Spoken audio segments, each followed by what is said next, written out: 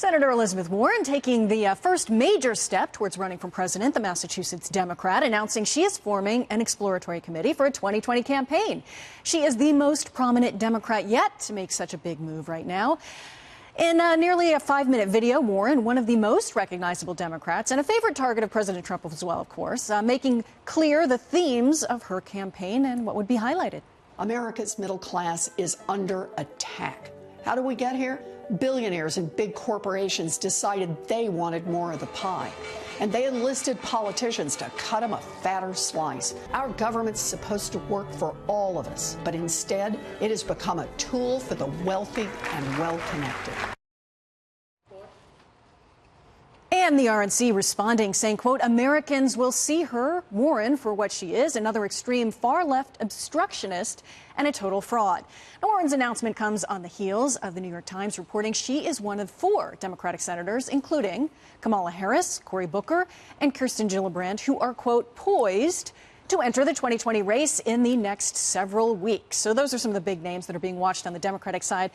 Hugo, when it comes to Elizabeth Warren, she's fairly popular in Massachusetts. Her video there was, really classic Elizabeth Warren. She's talked about, the little guy and the big banks and the institutions and going after that.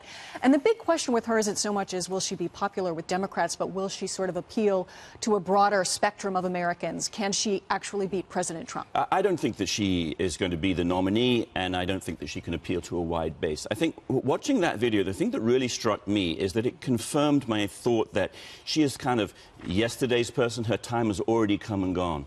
She struck all the themes that Bernie Sanders and she have been striking for the last 5-10 years. But there's a lot of younger guns in the Democratic Party now.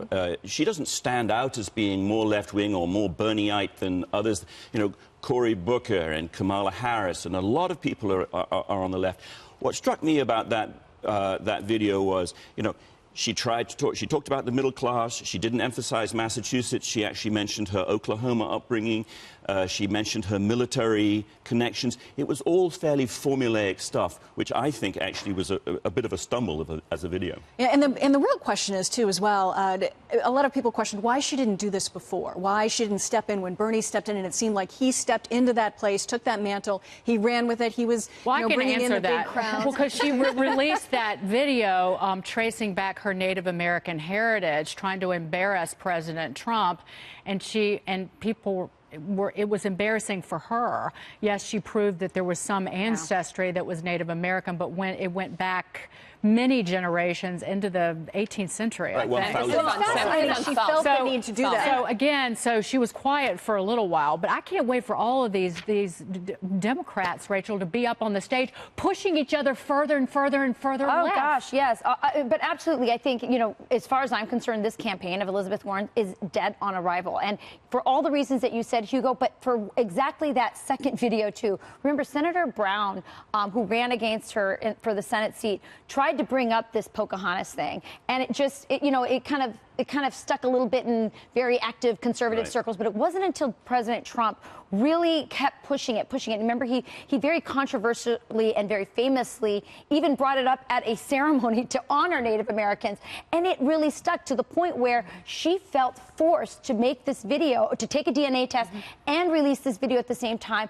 And all it does is she is a fraud, and I think that if she ran, it would bring up all the identity politics and that people in middle America, independents that she needs to win over would absolutely be reminded of. This would be a disaster. Rachel, you bring up a good point because you're talking about how something played in Massachusetts and how something plays across America.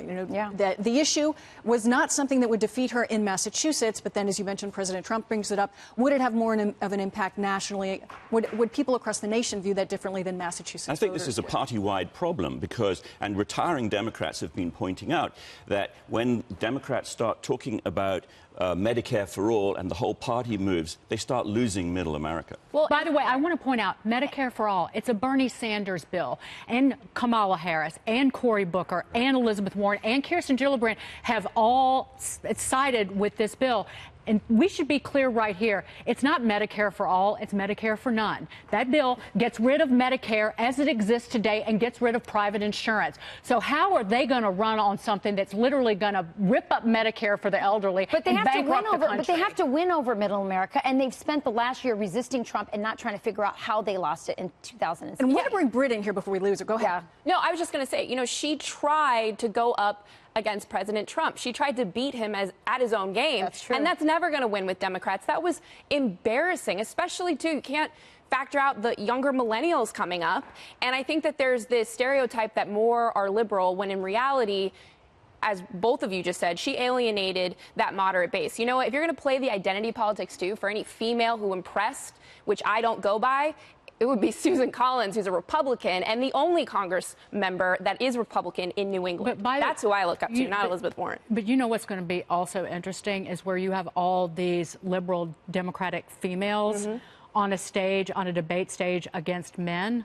What is? How are they going to sideline them? Like, how far are you going to take the gender politics? Because or we the saw racial politics. We like saw Francis O'Rourke pretending like he's Latino. I mean, how's that going to play? But like with the women, you saw Hillary Clinton use her gender as a crutch when it was convenient, and then swat even Bernie Sanders with it when she could. And so, again, do they turn all the Democrats who are men running for the presidency into a bunch of sexist pigs? We'll be looking forward to seeing that stage. It'll be fascinating either way.